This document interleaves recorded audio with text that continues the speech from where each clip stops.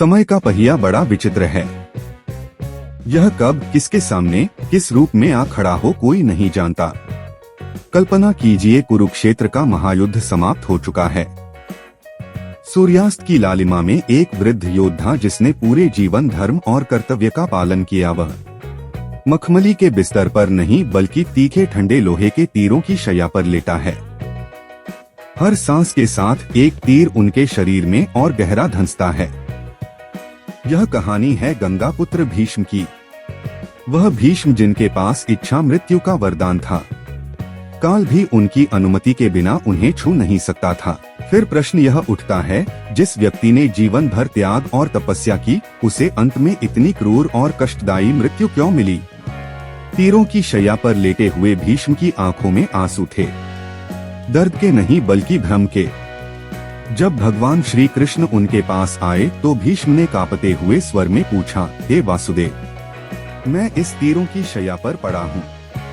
मैंने अपनी दिव्य दृष्टि से अपने पिछले कई जन्मों को देखा है। मैंने कभी किसी का अहित नहीं किया, सदैव धर्म का पालन किया। फिर मेरे कर्मों के खाते में यह कांटे भरा दंड क्यों? क्या धर्म का पालन व्यर्थ है?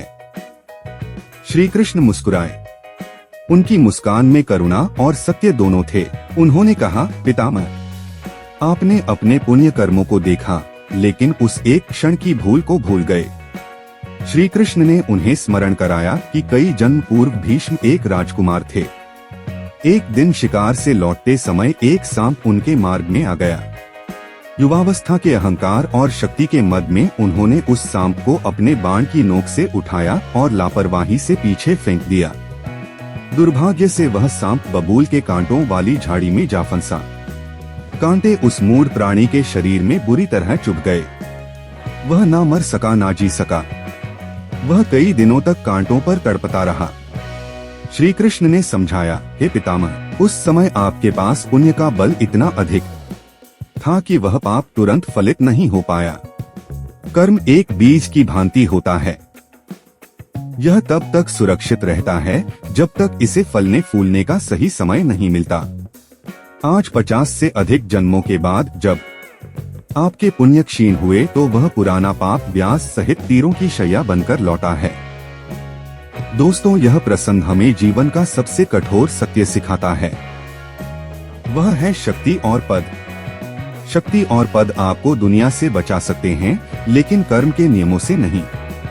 हम अक्सर सोचते हैं कि छोटा सा झूठ या किसी का छोटा सा अपमान मायने नहीं रखता, परंतु जैसे एक छोटी सी चिंगारी विशाल वन को जला सकती है, वैसे ही एक छोटा सा नकारात्मक कर्म समय के साथ विशाल प्रारब्ध बन सकता है।